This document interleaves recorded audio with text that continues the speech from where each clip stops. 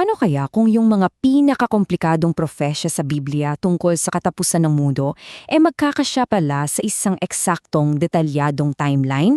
Ngayon, yan mismo ang susuriin natin. Titignan natin ang isang modelo na naglalayong pag-ugnayin ang lahat ng mahiwagang hula na to. So handa na ba kayo? Tara, simulan na natin!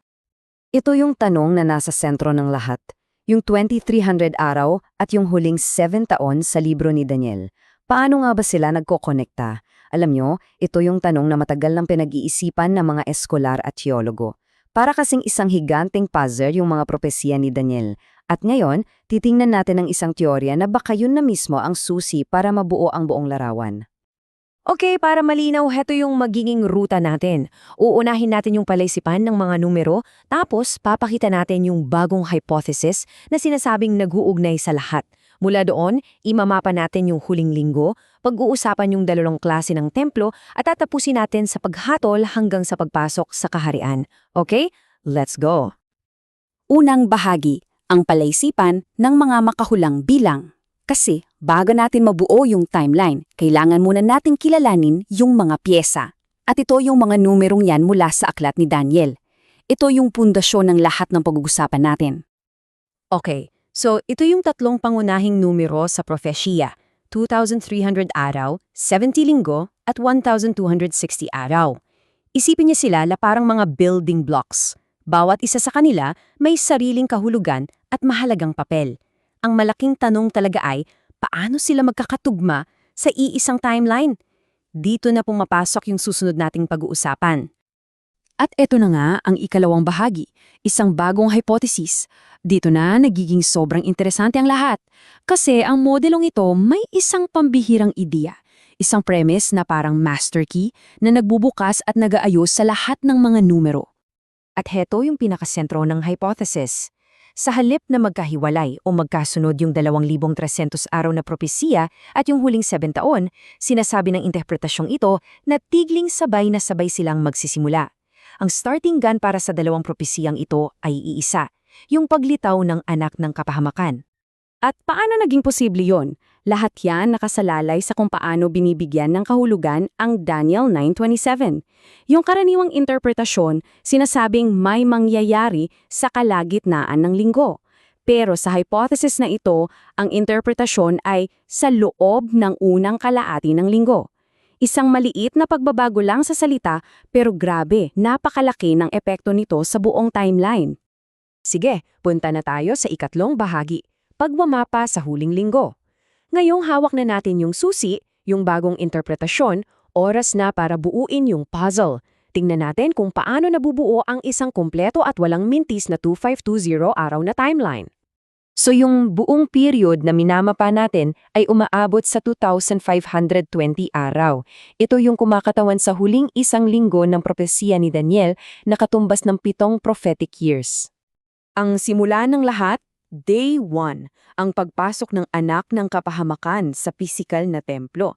At mula sa araw na yon, magsisimula na ang 1,260 araw na panahon na tinatawag na malaking kapigitian, kung saan yung mga banal ay dadaan sa matinding pag-uusig. Pero may isang napaka-espesyal na araw sa loob ng timeline na to, araw 1335. Sa aklat ni Daniel, ito yung araw ng isang pinagpalang kaganapan na sinasabing mapalad ang mga naghihintay at makakarating dito. So anong meron sa araw na to? Ayon sa modelong ito, yung pinagpalang kaganapan na yan ay ang unang pagkabuhay na maguli. Ito na yung turning point kung saan yung mga tapat na banal ay binubuhay na muli at inaalis na sa mundo bago pa ibuhos ang mga huling paghatol ng Diyos. At pagkatapos ng pagkabuhay na maguli sa araw 1335, isang bagong yugto ang magsisimula. Isang 965 araw na panahon kung saan ibubuhos sa mundo yung 7 huling salot. At yung bilang na 965, napaka-importante niyan para makumpleto ang isa pang propesya.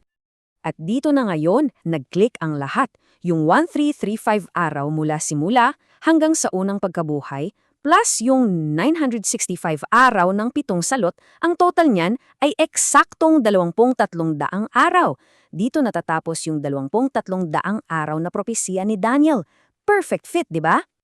At heto na yung buong larawan. Kitang-kita dito kung paano yung bawat yugto, mula sa malaking kapigatian, sa unang pagkabuhay, sa 7 salot, hanggang sa mga huling paghatol, ay eksaktong-eksakto walang labes, walang kulang, na pumapasok sa loob ng 2,520 araw na balangkas.